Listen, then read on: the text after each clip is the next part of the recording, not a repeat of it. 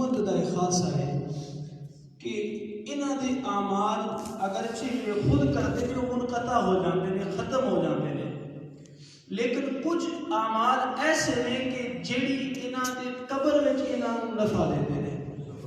یعنی اگرچہ اس دنیا تو چلے جاتے ہیں، اس دنیا تو جان تو بعد بھی انہاں واسطے کچھ افعال شریعت مطالعہ نے ایسے بیان کیتے ہیں کہ چلے جان تو بعد بھی قبر دے اندر انہاں واسطے کچھ اعمال بخشش کا سامان بڑھتے رہتے ہیں.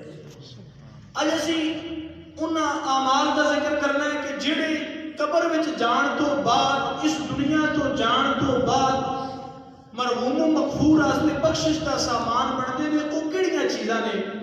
حضور علیہ الصلوۃ والسلام کے غلاموں، میرے اور آپ کے آقا کریم رحمت عالم صلی اللہ تعالی علیہ وسلم نے ارشاد فرمایا جس وقت کوئی بندہ اس دنیا تو چلا جاتا ہے تے رب دے وعدے کے مطابق خدا وعدہ پورا ہو جاتا ہے. فرمایا قبر دے مختلف عالم نے جس وچ بندہ رہتا ہے تے اس قبر وچ جان تو بعد فرمایا کہ اس واسطے کچھ ایسے اعمال نے جنہیں فائدے مند نے.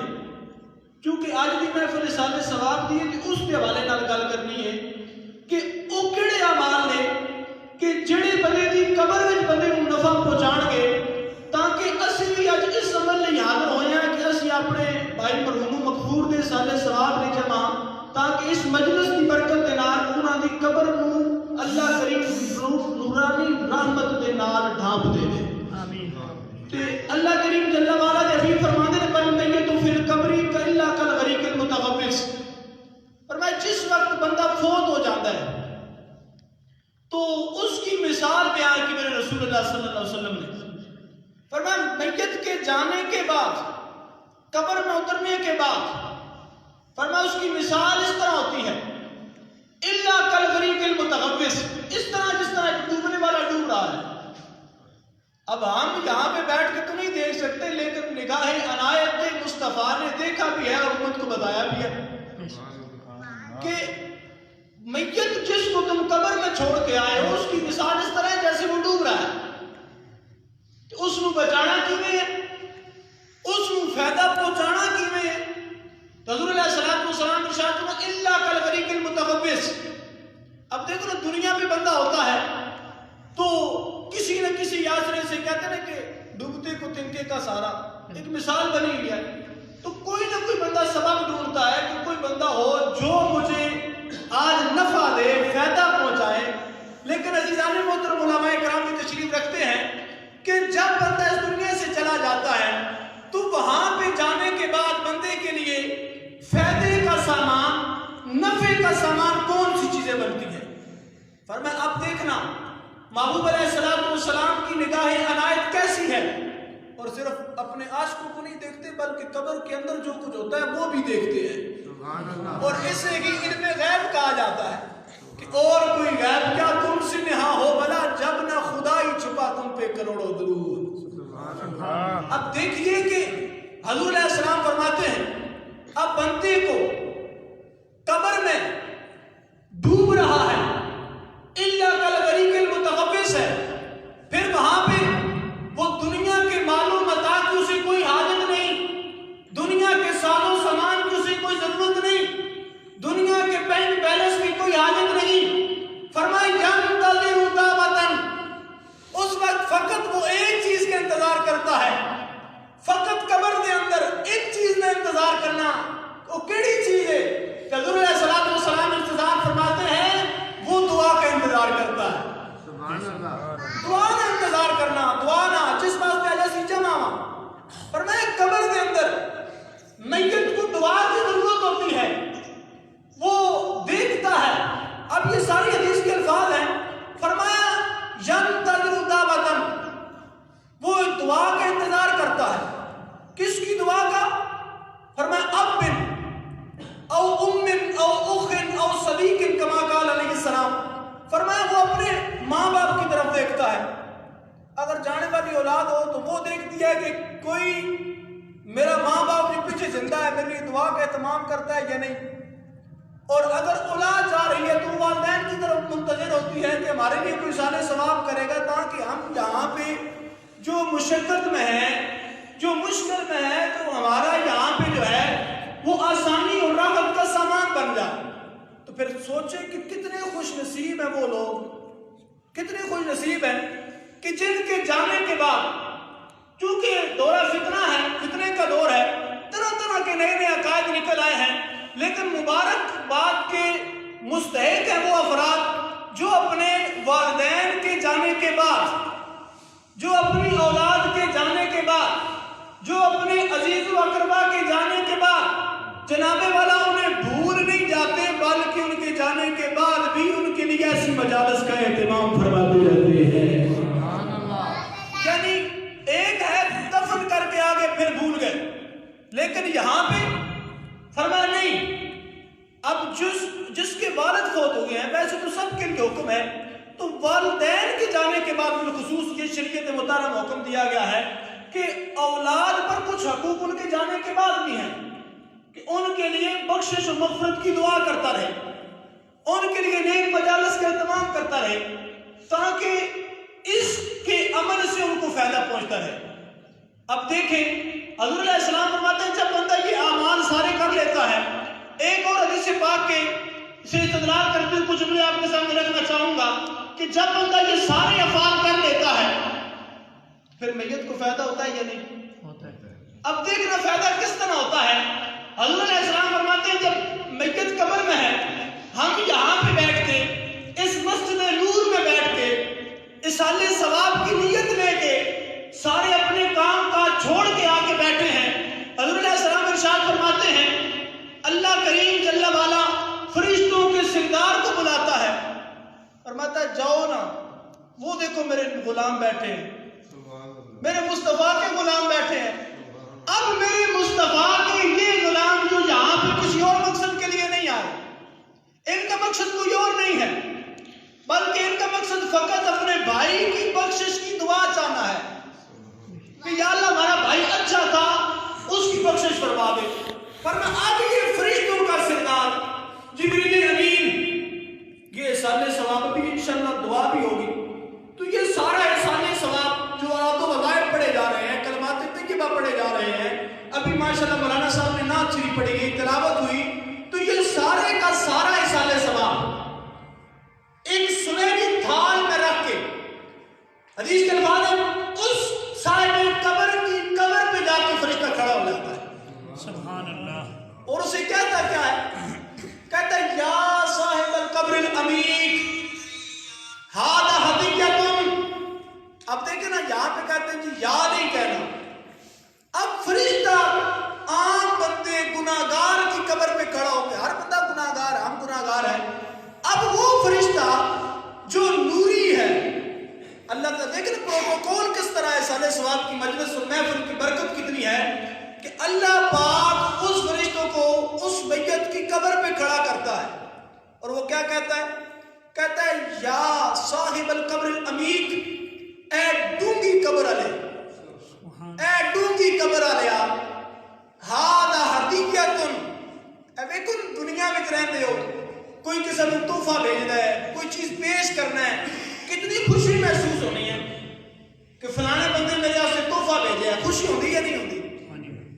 لیکن یہی بات اگر ذہن میں بٹھائیں کہ جب بندہ اس دنیا سے چلا جاتا ہے، اب وہاں پہ کسی قسم کی دنیاوی چیز نفع نہیں دے گی، ہاں جو اس کے سالے ثواب کے لیے کچھ افعال اعمال ذکر کیے گئے ان کے علاوہ اسے کسی چیز کی ضرورت نہیں ہے، اسے سالے ثواب کی ضرورت ہے، تو فرشتہ کہتا ہے اے ڈونگی قبر والے، ھذا ہدیۃ، یہ دیکھو تمہارے والدین نے تمہارے لیے تحفہ بھیجا ہے، یہ دیکھو تمہاری اولاد نے تمہارے لیے دعا کا اہتمام کیا ہے۔ اب دیکھو جس کے والدین بھی کوئی نہیں، بھائی بھی اور اولاد بھی کوئی نہیں، تو اس کے جو بھائی بہن ہیں، اس کے جو عزیز و اقربا ہے، اگر وہ سارے ثواب کا اہتمام کرتے ہیں تب بھی اس کو اس سے فائدہ ملتا ہے، پھر صرف پہنچتا ہی نہیں ہے، اب صرف پہنچتا ہی نہیں ہے، پھر فرمایا اس کی کیفیت کیا ہوتی ہے۔ اب دنیا کا تحفہ لے کے تو ہم خوش ہوتے ہیں نا، ہمیں مسرت دل میں خوشی پیدا ہوتی ہے، نہیں یار میرا بھائی تو اس نے میرے لیے تحفہ بھیجا ہے، لیکن مرنے کے بعد جب بندہ ڈوب رہا ہے اس ایصال ثواب کی ضرورت بھی ہے۔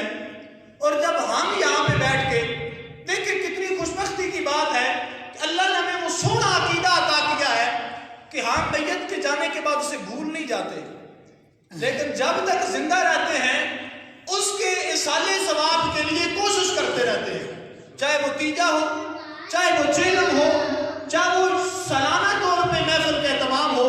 تو دیکھیں حضور علیہ السلام فرماتے ہیں یفرحوا بہا، جب وہ تحفہ پا لیتا ہے، جب وہ تحفہ لے لیتا ہے، فرمایا اتنا خوش ہوتا ہے کہ اگر دنیا کی ساری نعمتیں اسے ایک طرف دے دی جائیں اور یہ ایصال ثواب کی محفل ایک طرف دے دی جائے، دنیا کی ساری نعمتیں لے کے اتنا خوش نہیں ہوتا ہے جتنا ایصال ثواب کی محفل سے خوش ہو جاتا ہے۔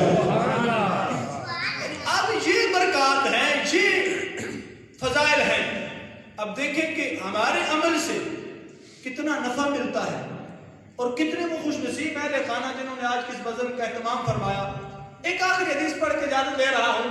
حضور علیہ السلام کے غلاموں، میرے آقا کریم صلی اللہ علیہ وسلم فرماتے ہیں کہ جب بندہ دنیا سے فوت ہو جاتا ہے، چلا جاتا ہے، تو فرمایا اس کے اعمال منقطع ہو جاتے ہیں، صرف 3 اعمال کے علاوہ اس کے اعمال منقطع ہو جاتے ہیں۔ حضور علیہ السلام نے وہ 3 اعمال بیان بھی فرمایا کہ صدقۃ جاریۃ، ایسا صدقہ جو جاریہ ہو، کوئی بھی صدقہ ہو، کسی قسم کی قید نہیں لگائی۔ لیکن اس کے بعد دیکھیے گا کہ آگے فرمایا علم ينتفع بہ، ایسا علم پڑھا کے گیا ہو جو دوسروں کے لیے فائدہ مند ہو، بخشش کا ذریعہ ہو، یعنی جب تک وہ پڑھتے رہیں گے تو اس کو قبر میں فائدہ ہوتا رہے گا۔ تیسرے نمبر پہ آقا کریم صلی اللہ علیہ وسلم فرماتے ہیں والد صالح یدعو لہ، پہلے دونوں چیزوں میں کسی قسم کی کوئی قید نہیں ہے، کوئی قید نہیں ہے۔ صدقہ کوئی بھی کر دو، چاہے کھانا پکا کے کھلا دو، چاہے پیسے دے دو یا پیسے دے دو، کچھ بھی کر دو، علم کوئی بھی پڑھا جاؤ۔ لیکن تیسرے نمبر پہ حضور علیہ السلام کے غلاموں بڑی توجہ رکھیے گا، تیسرے نمبر پہ میرے آقا کریم رحمت عالم شفیع معظم صلی اللہ علیہ وسلم فرماتے ہیں ایسی اولاد بندہ چھوڑ کے جائے۔ اولاد تو سارے بندے چھوڑ کے جاتے ہیں، لیکن فرمایا حضرت کہ ایسی اولاد چھوڑ کے جائے جو نیک ہو۔ کون سی اولاد؟ اب دیکھنا نیک اولاد کی رسول اللہ نے تعریف کیا بیان فرمائی، فرمایا والد صالح یدعو لہ، فرمایا وہ نیک اولاد صرف نیک نہیں، یہ مطلب نہیں کہ صرف نماز پڑھتی ہو اور اپنی عبادت جو فرض ہے وہ کرتی ہو۔ فرمایا نہیں، نیک اولاد کی علامت یہ ہے، نیک اولاد اپنے والدین کے جانے کے بعد انہیں بھول نہیں جاتی، یہ نہیں کہتی کہ اب ہم نے دفن کر دیا ہے، اب ہم نے جنازہ پڑھ دیا ہے تو اب ہمارا حق ادا ہو گیا ہے، بلکہ نہیں، فرمایا وہ نیک اولاد کی تعریف جو رسول اللہ نے بیان فرمائی، فرمایا یدعو لہ، وہ والدین کے جانے کے بعد، ان کے قبر میں اترنے کے بعد ان کو صبح بھی یاد کرتی ہے، ان کو شام کو بھی یاد کرتی ہے، 3 دن کے گزرنے کے بعد بھی یاد کرتی ہے، 40 دن کے گزرنے کے بعد بھی یاد کرتی ہے، اور سالہ سال یاد رکھتی ہے۔ اور یاد کیسے رکھتی ہے؟ کیسے یاد رکھتی ہے؟ فرمایا جب بھی اپنے لیے دعا کرتی ہے تو اپنے والدین کے لیے بھی دعا کرتی ہے۔ اس لیے محبوب کے غلاموں، یہ برکات ہیں جو صاحب قبر کو ہم سے ملتی ہیں۔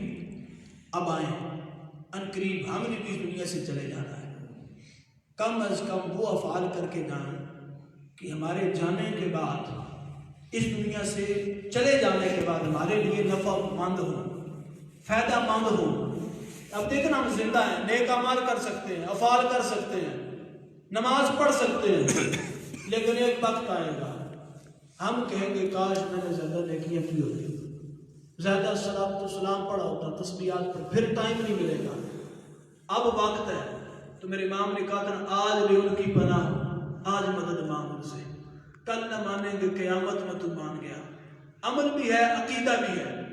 فرمایا آج حضور علیہ الصلوۃ والسلام کی سنتوں کی اتباع کر لو، آج اپنے آپ کو درست کر لو۔ یہ نہیں ہونا اب ہمارے موبائل میں کارڈ ختم ہوتا ہے تو میسج آ جاتا ہے جی آپ کا کارڈ ختم ہو گیا، بیلنس ڈلوائیں گے تو پھر چلے گا، 1-2 دن پہلے ہی میسج آ جاتا ہے۔